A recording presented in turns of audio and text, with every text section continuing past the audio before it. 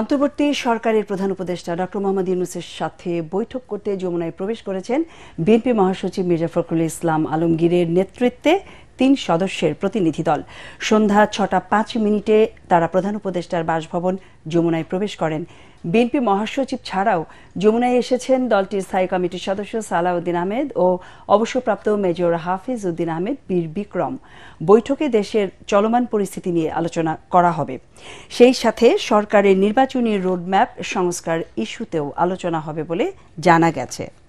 আমরা তাদেরকে আবারও তাগাদা দিয়েছি এবং ন্যূনতম যে সংস্কার সেই সংস্কারগুলো সম্পূর্ণ করে যে কাজ তারা করেছেন, ইতিমধ্যে কমিশন রিফর্ম কমিশন করেছেন একটা, তাদের সঙ্গে আলোচনার ভিত্তিতে আপনার একমত হওয়ার প্রেক্ষিতে, আপনার কনসেনসাস হওয়ার প্রেক্ষিতে আপনার দ্রুত নির্বাচন দেওয়ার বিষয়টা আমরা তাদের সঙ্গে কথা বলেছি। আমরা প্রশাসনে যে সমস্ত ব্যক্তি এখনো যারা দোষর ছিলেন ফ্যাসিবাদের এবং যারা ক্ষতিগ্রস্ত করেছেন বাংলাদেশকে সামগ্রিকভাবে, তাদেরকে আইনের আওতায় আনার জন্য এবং একই সঙ্গে তাদেরকে প্রশাসন থেকে সরিয়ে দেওয়ার কথা আমরা বলছি। আমরা যারা অর্থনৈতিক ক্ষতি করেছে, লুট করেছে, যারা লুণ্ঠন করেছে, তাদেরকে আমরা আবারও ফিরিয়ে আনার জন্য, টাকা ফিরিয়ে আনার জন্য একই সঙ্গে তাদেরকে আইনের আওতায় নিয়ে আসার জন্য আমরা সেটা দাবিগুলো করেছি। আমরা একই সঙ্গে যে কথাগুলো বলেছি তা হচ্ছে যে বিগত 15 বছর 16 বছরে যে মিথ্যা মামলা দিয়ে রাজনৈতিক নেতা কর্মীদেরকে যে হয়রানি করা হয়েছে, সেই মামলাগুলো প্রত্যাহার করার ব্যাপারে আমরা নীতিগত সিদ্ধান্তের কথা বলেছি। তারা একমত হয়েছেন, তারাও আপনাদের সামনে কথা বলবেন, এই বিষয়গুলো তারা একমত হয়েছেন। আমরা দ্রব্যমূল্যের ব্যাপারে অত্যন্ত জোরালোভাবে বলেছি যে সরকারের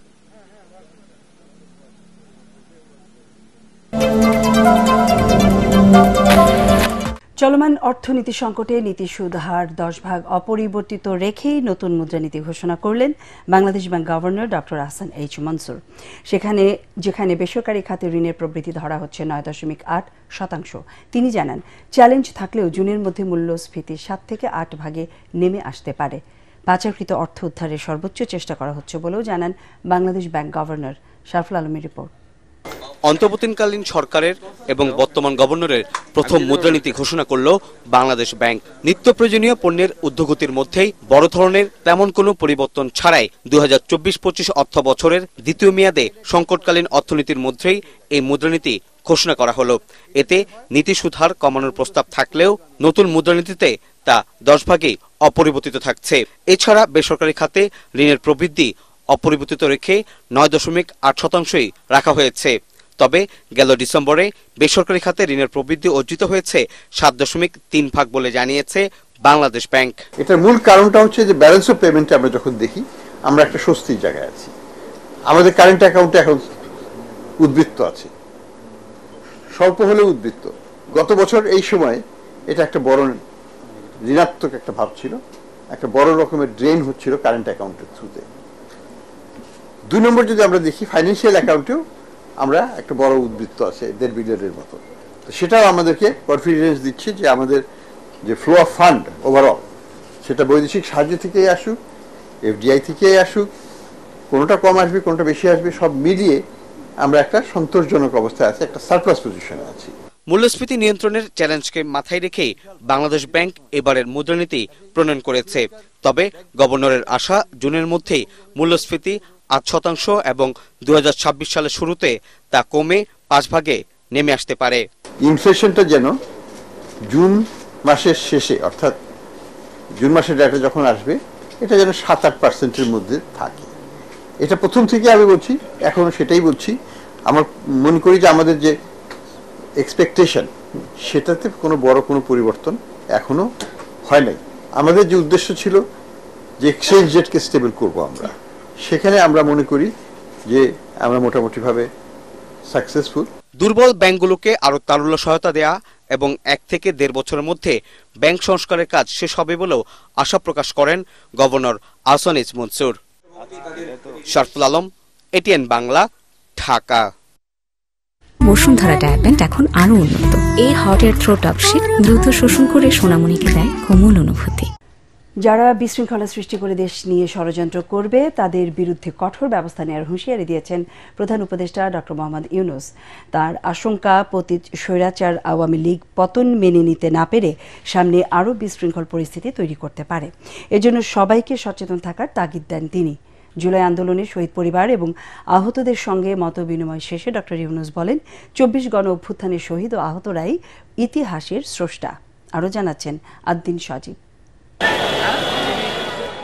জুলাই বিপ্লবের মাধ্যমে স্বৈরাচারের দীর্ঘ শোষণ, বঞ্চনা, নির্যাতন, নিপীড়নের অবসান করল যারা, সেই শহীদ পরিবার আর আহতদের এখনো পথে নামতে হয় নানা দাবি নিয়ে। সেই ক্ষোভ আর অসুবিধার কথা শুনতেই প্রধান উপদেষ্টা ডেকে নিলেন এই পরিবারগুলোকে। জুলাই বিপ্লবের যোদ্ধাদের নতুন ইতিহাসের স্রষ্টা উল্লেখ করে ডক্টর মোহাম্মদ ইউনূস বলেন, যারা ইতিহাসকে স্মরণ করে না সেই জাতির ভবিষ্যৎ নেই। তারা ইতিহাসের স্রষ্টা। ইতিহাসের স্রষ্টাকে সাধারণ মাপকাঠি দিয়ে, টাকা পয়সা দিয়ে হয় না। যে জাতি ইতিহাসকে স্মরণ করতে পারে না সে জাতির ভবিষ্যৎ নেই। এই যে মুক্তিযুদ্ধ মন্ত্রণালয়ের কারণে মুক্তিযোদ্ধারা তারা এক জায়গাতে সরকারের অংশ হয়ে গেছে, এটা কেউ বুঝতে পারবে না। আপনারা আজকে এই মন্ত্রণালয়ের অংশ হয়ে গেলেন। একটা জুলাই স্মৃতি পরিদপ্তর সৃষ্টি হয়েছে, যেটা আপনি যাই করেন না কেন সরকারের কাঠামোর ভেতরে ঢুকে গেছে। এটা মস্ত বড় খবর। সরকার বড় কঠিন জিনিস, তার সঙ্গে বোঝাপড়া করা বড় কঠিন। অনেক সময় বহু কষ্ট করে কিছু করা যায় না, কিন্তু একবার ঢুকে যেতে পারলে তারা বাইর করতে পারে না। জুলাই বিপ্লব দমনে ছাত্র নাগরিকদের যারা নির্মমভাবে হত্যা করেছেন তাদের দৃষ্টান্তমূলক বিচারের আবারও প্রতিশ্রুতি দেন ডক্টর মোহাম্মদ ইউনূস। সে আমারে পিটবে, আমি পিটবো, এটা এই পিটাপিটির শেষ কোনোদিন হবে না। তাদেরকে বোঝাতে হবে তোমাদের রাস্তা ভুল, যা করেছো মাপ চাও। তোমরা বিচারের কথা বলেছো, অনেক সময় বিচার তো হবে, বিচারের কাজ সরকারের দায়িত্ব বিচার করা। এবং তোমরা তাৎক্ষণিক বিচার চেয়েছো, এখানে অনেকে তাৎক্ষণিক এক্ষুনি বিচার চাই। বিচারের মুশকিল হলো যে তাৎক্ষণিক হয় না এই জিনিস, কারণ তাৎক্ষণিক হতে হলে অবিচার হয়ে যায়। বিচারের মূল জিনিসটা হলো এটা সুবিচার হতে হবে, অবিচার যেন না হয়। আমরা অবিচারের বিরুদ্ধে দাঁড়িয়েছিলাম বলেই আজকে এই সংগ্রাম হয়েছে, এই আত্মত্যাগ হয়েছে। বিশৃঙ্খলা সৃষ্টিকারীদেরকেও সতর্ক করে প্রধান উপদেষ্টা জানান, আবারও এমন পরিস্থিতির পুনরাবৃত্তির চেষ্টা হলে কঠোর হাতে দমন করা হবে তাদের। সম্প্রতি যেসব ঘটনা ঘটলো তোমাদের চোখের সামনে হলো, এটা একবার না, আরো সামনে আরো বহু রকমের ঘটনা ঘটবে। তাদেরকে তাড়িয়ে দিয়েছো, তারা বলতেছে আমরা সহজে মেনে নেব না। মানাতে হবে আমাদেরকে, এই জায়গা থেকে সরে গেলে হবে না। তোমরা একবার জয় করে পুরো বাংলাদেশ নতুন বাংলাদেশ করে ফেলেছো।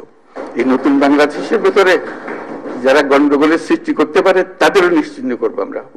তাদেরকে দলে বেরিয়ে ফেলবো, নিজেদের মধ্যে নিয়ে আসবো, আর তা না হলে আইনের কাছে সুপর্দ করে দেব। শহীদদের স্বপ্নের দেশ গঠনে জুলাইয়ের বীর যোদ্ধাদেরও সহযোগিতা প্রত্যাশা করেন তিনি।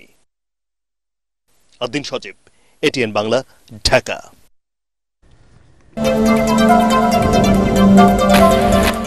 জাতীয় নির্বাচনের আগে স্থানীয় সরকার নির্বাচন করতে চায় সরকার। রাজনৈতিক দলগুলোর সায় থাকলে নির্বাচন কমিশন প্রস্তুতি শুরু করবে বলে জানিয়েছেন স্থানীয় সরকার উপদেষ্টা আসিফ মাহমুদ। তিনি বলেন, পিরোজপুরের উন্নয়নে বরাদ্দ ৩১০০ কোটি টাকার মধ্যে ১৬৫০ কোটি টাকায় লোপাট হয়েছে। ওই ঘটনায় সেখানকার সাবেক নির্বাহী প্রকৌশলী আব্দুল সাত্তার, সাবেক মন্ত্রী শ.ম. রেজাউল করিম, সাবেক প্রধানমন্ত্রীর কার্যালয়ের মুখ্য সচিব তোফাজ্জল হোসেন সহ জড়িতদের বিরুদ্ধে ব্যবস্থা নেওয়ার নির্দেশ দেন উপদেষ্টা। নগর ভবনের সংবাদ সম্মেলনে এসব কথা বলেন তিনি। রিপোর্টে জানাচ্ছেন মাহবুব কবির চপল। গত আগস্টে দেশের সব সিটি কর্পোরেশন ও পৌরসভার মেয়র, উপজেলা এবং জেলা পরিষদের চেয়ারম্যান, ভাইস চেয়ারম্যানদের অপসারণ করে সরকার। এসব প্রতিষ্ঠানে প্রশাসক নিয়োগ দেয়া হলেও কাঙ্ক্ষিত ফল আসেনি। জনপ্রতিনিধি না থাকায় বিঘ্নিত হচ্ছে নাগরিক সেবা, বাড়ছে হয়রানি। বিষয়টি স্বীকার করছেন স্থানীয় সরকার উপদেষ্টাও। তাই রাজনৈতিক দলগুলোর সাথে আলোচনা করে জাতীয় নির্বাচনের আগেই স্থানীয় সরকার নির্বাচন করার কথা জানান তিনি। একজন স্থানীয় জনপ্রতিনিধি যেভাবে জনগণকে সেবাটা দিতে পারে সেক্ষেত্রে যথেষ্ট ব্যাঘাত ঘটছে। সেই জায়গা থেকে স্থানীয় সরকার নির্বাচন আয়োজন করার ক্ষেত্রে এখন পর্যন্ত যদিও কোনো চূড়ান্ত সিদ্ধান্ত হয়নি, তবে ইতিবাচক রাজনৈতিক দল সহ আদার স্টেক হোল্ডারদের সাথে প্রপার কনসালটেশনের ভিত্তিতে এই বিষয়ে একটা সিদ্ধান্তে পৌঁছানো যাবে। উপদেষ্টা জানান, পিরোজপুর জেলায় উন্নয়নের নামে পুকুর চুরি হয়েছে। 17টি প্রকল্পে প্রায় 3200 কোটি টাকা বরাদ্দ দেওয়া হয়েছে, যার মধ্যে 1650 কোটি টাকায় লোপাট করেছেন সেখানকার প্রকৌশল অধিদপ্তরের কর্মকর্তা ও জনপ্রতিনিধিরা। জড়িতদের বিরুদ্ধে কঠোর ব্যবস্থা নেওয়া হচ্ছে বলে জানান উপদেষ্টা। কাগজে কলমেও কাজ দেখানো হয়নি, অর্থ লোপাট করা হয়েছে প্রায় 1647 কোটি 48 লক্ষ টাকা। জনাব আব্দুল সত্তার হাওলাদার, যার বিরুদ্ধে অভিযোগটা প্রথম এসেছিল, নির্বাহী প্রকৌশলী, এখন PRL ভোগরত। পিরোজপুর 1 আসনের সাবেক মন্ত্রী সম রেজাউল করিম, পিরোজপুর 2 আসনের সাবেক সংসদ সদস্য মহিউদ্দিন মহারাজ, সাবেক সদর উপজেলা চেয়ারম্যান মেরাজুল ইসলাম, প্রধানমন্ত্রীর কার্যালয়ের সাবেক মুখ্য সচিব জনাব মোহাম্মদ তোফাজ্জল হোসেন মিয়ার রাজনৈতিক ও প্রশাসনিক প্রভাবের সম্পৃক্ততার বিষয়টি প্রাথমিক তদন্তে উঠে আসে। লুটপাট এর সাথে যারা জড়িত, যাদের ব্যাপারে প্রাথমিক তদন্তে উঠে এসেছে, তাদেরকে কোনোভাবেই ছাড় দেওয়া হবে না। সম্প্রতি স্থানীয় সরকার উপদেষ্টার স্বাক্ষরে একটি চিঠি সামাজিক যোগাযোগ মাধ্যমে ভাইরাল হয়েছে, যেখানে নদী গবেষণা কেন্দ্রের চেয়ারম্যান মোহাম্মদ এজাজকে ঢাকা উত্তর সিটি কর্পোরেশনের প্রশাসক নিয়োগের সুপারিশ করা হয়েছে, যার সত্যতা স্বীকার করেন উপদেষ্টা। এ ধরনের চিঠি কতটা বিধিসম্মত, এমন প্রশ্নের জবাব দেন আসিফ মাহমুদ। সোশ্যাল মিডিয়ায় দেখলাম যে উত্তর সিটি কর্পোরেশনের প্রশাসক নিয়োগ দেওয়ার জন্য আমি সুপারিশ করেছি। আসলে উত্তর সিটি কর্পোরেশনের নিয়োগটাতেই মন্ত্রণালয় থেকেই দেওয়া হয়। ডিওটা হচ্ছে একটা অফিসিয়াল প্রসেস। তো খুব দুঃখজনক যে এই জিনিসটা কেউ না কেউ পাবলিশ করেছে। ডিও তো দিতেই পারে না, আইন অনুযায়ী আমরা ডিওই দিয়ে থাকি। এটা প্রসেস যে কাউকে নিয়োগ দেওয়ার কিংবা কেউ না কেউ হয়তো লিক করেছে। দাবি করেন স্বচ্ছতার সাথেই কাজ করছেন তারা। মাহবুব কবির চপল, ATN বাংলা, ঢাকা। রাজধানীর শাহবাগে প্রাথমিকের বাদ পড়া শিক্ষকদের আন্দোলন দমাতে এবার জলকামান ব্যবহার, লাঠিচার্জ ও টিয়ার শেল নিক্ষেপ করেছে পুলিশ। জনদুর্ভোগ এড়াতে এমন বল প্রয়োগ করা হয়েছে বলে জানিয়েছে পুলিশ। এ সময় আন্দোলনকারীদের থেকে কয়েকজনকে পুলিশ হেফাজতে নেয়। এর আগে নিয়োগ পুনর্বহালের আগ পর্যন্ত সড়ক না ছাড়ার হুঁশিয়ারি দেন আন্দোলনকারীরা। আরও জানাচ্ছেন মাজহারুল হক মুহাজির। এভাবেই জল কামান ব্যবহার করে আন্দোলন দমনের চেষ্টা পুলিশের। নিয়োগ বাতিল করে হাইকোর্টের দেয়া রায়ের প্রতিবাদে সকাল থেকে অবস্থান নেয়া প্রাথমিকের শিক্ষক ও NTRCর নিয়োগ বঞ্চিতরা সড়ক অবরোধ করলে তাদের উপর লাঠিচার্জ করে পুলিশ। দফায় দফায় চলে টিয়ার গ্যাস নিক্ষেপ। উত্তাল রাজধানীর শাহবাগ।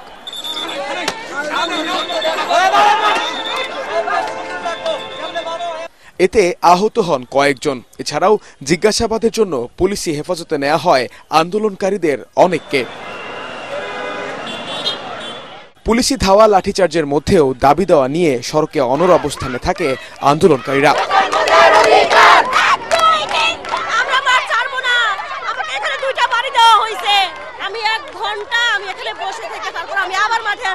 জনপ্রশাসন মন্ত্রণালয়, আইন মন্ত্রণালয় আমাদের সুপারিশ প্রাপ্ত করেছে।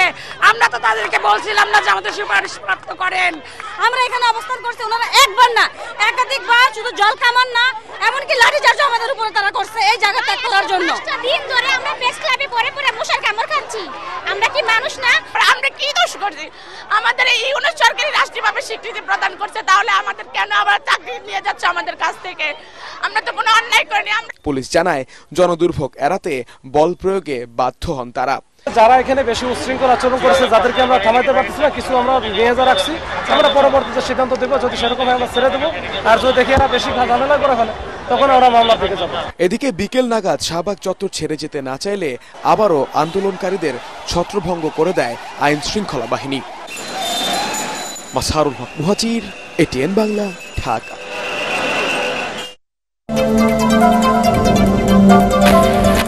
জুলাই আন্দোলনকে কেন্দ্র করে ক্ষতিগ্রস্ত প্রবাসীদের বিষয়ে দ্রুততম সময়ে ব্যবস্থা নেওয়ার আশ্বাস দিয়েছেন প্রধান উপদেষ্টার সহকারী একান্ত সচিব শাব্বির আহমেদ। এই আশ্বাসে 10 দিনের জন্য আন্দোলন কর্মসূচি স্থগিত করেছেন প্রবাসীরা। এর আগে সকালে রাজধানীর হোটেল ইন্টারকন্টিনেন্টালের সামনে সড়কে অবস্থান কর্মসূচি থেকে রমনা জোন পুলিশের সমঝোতায় তারা যমুনার দিকে যান। প্রতিনিধি দলে ছিলেন আরব আমিরাত ফেরত খালিদ সাইফুল্লাহ, মীর রাজীব, মিজানুর রহমান, ইয়াসিন অপূর্ব, নাইম ও মাইন উদ্দিন। আন্দোলনের নেতারা বলেন, প্রবাসীদের অনেকে এখনও দুবাই কারাগারে আছেন, নতুন করে অনেকে গ্রেফতার হচ্ছেন। এসব বিষয়ে প্রধান উপদেষ্টাকে জানাতেই তাদের এই আন্দোলন। যেহেতু প্রধান উপদেষ্টা আগামী 12 তারিখ আমিরাতে যাবেন, আমাদের দাবিগুলো নিয়ে উনি দায়িত্ব নিয়ে বলেছেন। আমাদের দাবিগুলো নিয়ে উনি আজকে প্রধান উপদেষ্টার সাথে কথা বলবেন এবং নোট আকারে উনাকে দিবেন, যাতে উনি আমিরাত গেলে আমিরাত সংশ্লিষ্ট যে বিষয়গুলো সেগুলো নিয়ে প্রধান উপদেষ্টা কথা বলেন। এই জন্য নোট আকারেও দিবেন এবং মৌখিকভাবে তিনি আজকে বিষয়গুলো অবগত করবেন। সারা দেশে অপরাধীদের ধরতে পুরো দমে চলছে যৌথ বাহিনীর অপারেশন ডেভিল হান্ট। এই অভিযানে রাঘব বোয়াল থেকে চুনুপুটি কেউ ছাড় পাবে না বলে জানিয়েছেন স্বরাষ্ট্র উপদেষ্টা অবসরপ্রাপ্ত লেফটেন্যান্ট জেনারেল জাহাঙ্গীর আলম চৌধুরী। এদিকে ডেভিল হান্ট অভিযানে সাবেক এক সংসদ সদস্য সহ সারা দেশে অন্তত 3 শতাধিক অপরাধীকে গ্রেফতার করা হয়েছে। জেলা প্রতিনিধিদের পাঠানো তথ্যচিত্রে আরও জানাচ্ছেন মনির হোসেন তপু। রাজশাহীর আইন শৃঙ্খলা পরিস্থিতি নিয়ে বিভিন্ন বাহিনীর সঙ্গে বৈঠক করেন স্বরাষ্ট্র উপদেষ্টা অবসরপ্রাপ্ত লেফটেন্যান্ট জেনারেল জাহাঙ্গীর আলম চৌধুরী। এ সময় তিনি সাফ জানিয়ে দেন, অপারেশন ডেভিল হান্টে ছাড় পাবে না কেউ। এই অভিযানে কোনো নির্দোষ ব্যক্তি যেন শাস্তি না পায় সেজন্য প্রয়োজনীয় ব্যবস্থা নেওয়া হয়েছে বলেও জানান তিনি। এখন যারা শয়তান তারাই ধরা পড়বে। এখন ছোট শয়তান কি বড় শয়তান এখানে ভিতরে নাই, শয়তান ধরা যে বড় শয়তানদের ধর। ইভেন এখানে দেখবেন ডেভিল হান্ট ডিক্লেয়ার করার পরে ইভেন আমাদের আইন শৃঙ্খলা বাহিনীর কর্মকর্তাদেরও কিন্তু আমরা ছাড় দিইনি। আপনারা দেখছেন প্রথম দিনই কিন্তু 4 জন না 5 জন তাদের কিন্তু আইনের আওতায় নেওয়া হয়েছে। এই ক্ষেত্রে বড় ছোট কোনো ভেদাভেদ নাই, যে আসবে এই জালে সে ধরা পড়বে। এদিকে গাজীপুরে অভিযানে জেলা পুলিশ 21 জন ও মহানগর পুলিশ 79 জনকে গ্রেফতার করেছে। শ্রীপুরে আত্মগোপনে থাকা সিরাজগঞ্জ 6 আসনের আওয়ামী লীগের সাবেক এমপি চয়ন ইসলাম ও কাশিমপুর থানার 1 নম্বর ওয়ার্ড আওয়ামী লীগের সাধারণ সম্পাদক শামসুল আলম গায়েনকে গ্রেফতার করে পুলিশ। আর গাজীপুর মহানগর যুব মহিলা লীগের সভাপতি আনোয়ারা সরকারকে উত্তরা থেকে হেফাজতে নেয় আইন শৃঙ্খলা বাহিনী।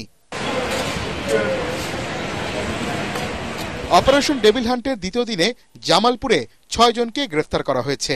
এদের মধ্যে মাদারগঞ্জ পৌর আওয়ামী লীগের যুব ও ক্রীড়া বিষয়ক সম্পাদক মির্জা বাদল সহ আওয়ামী লীগ এবং নিষিদ্ধ ঘোষিত ছাত্রলীগের নেতাকর্মী রয়েছে। ঠাকুরগাঁয়ে বিশেষ অভিযানে বিদেশি পিস্তল সহ সোহেল রানা নামে এক যুবককে গ্রেফতার করেছে পুলিশ। সোমবার ভোর রাতে পৌর শহরের গোবিন্দনগর এলাকা থেকে অস্ত্র সহ ওই যুবককে আটক করা হয়। খাগড়াছড়িতে আওয়ামী লীগ ও সহযোগী সংগঠনের আরো 8 নেতাকর্মীকে গ্রেফতার করা হয়েছে। এর মধ্যে নিষিদ্ধ ঘোষিত ছাত্রলীগের এক নেতাও রয়েছেন। এ নিয়ে গত 2 দিনে 12 জনকে গ্রেফতার করা হয়েছে।